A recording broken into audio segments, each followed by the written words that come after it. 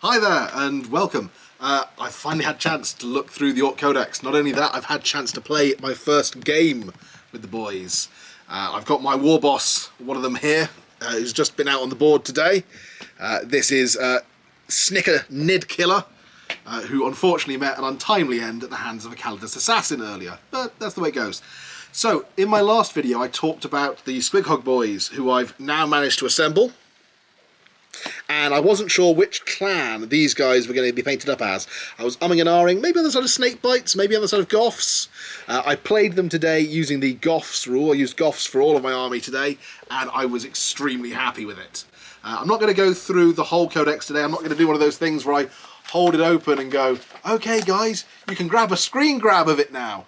You want a copy of the codex? You'll have to wait until it comes out. But what I can tell you is my thoughts on it and my experience of using it today. So, what I'm going to talk to you today is clans. There are 6 Ork clans, for those of you who don't know.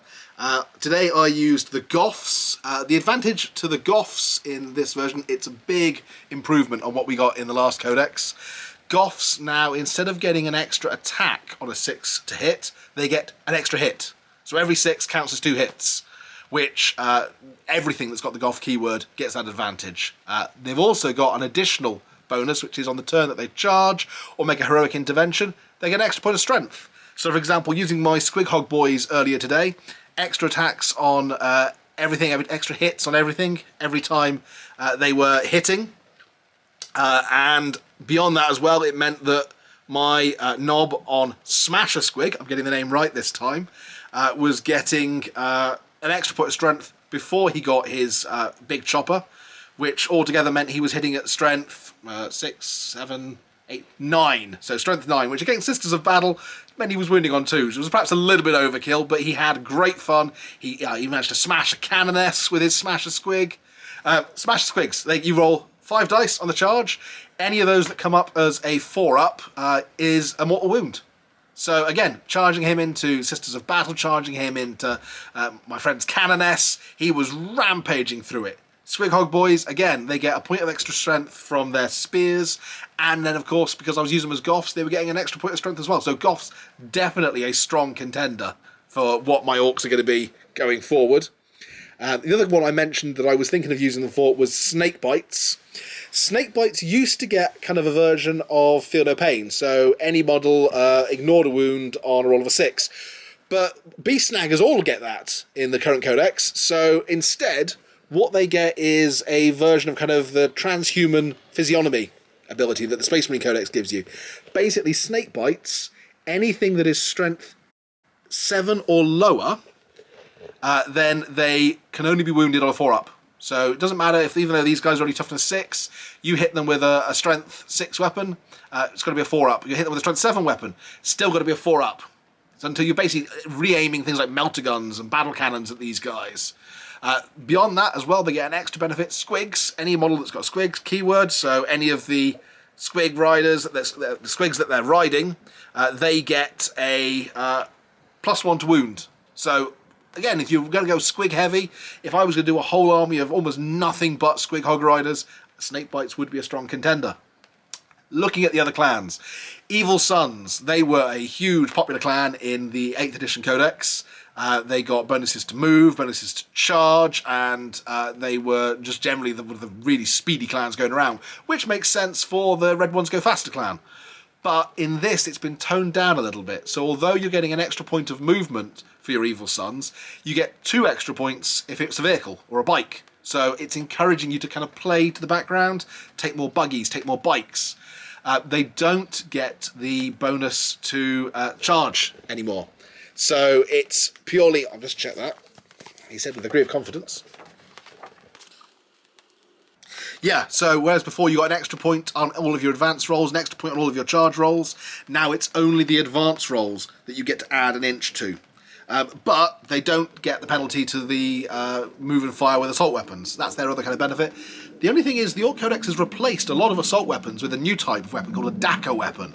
A lot of the weapons that you get on the buggies, on the bikes, they're all Dakka weapons. And that means that the Evil Sunz benefit doesn't really go as strong as perhaps it would in previous editions. I'd still say if you want to play a vehicle-heavy list, if you want to take a speed war with a load of speed freaks in there, then absolutely go Evil Sunz. if you're looking at playing a boys heavy list, maybe think about something else. Bad Moons. Bad Moons got loads of benefits to shootings previously. Again, the way in which the Orc shooting works has changed somewhat. So they've done away with things like the Daka Daka Daka rule that gave you extra hits with a roll of a 6 in your shooting phase.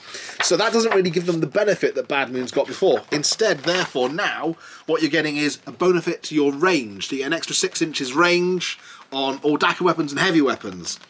Beyond that, anytime that you get a 6 to wound with a Bad Moon shooting attack, then you're getting an extra point of armor penetration. So if you're leaning into a heavy shooter mobs boy type army, then maybe Bad Moons is the way to go. One thing I will mention is they've got one of my favourite relics of all the different clan relics.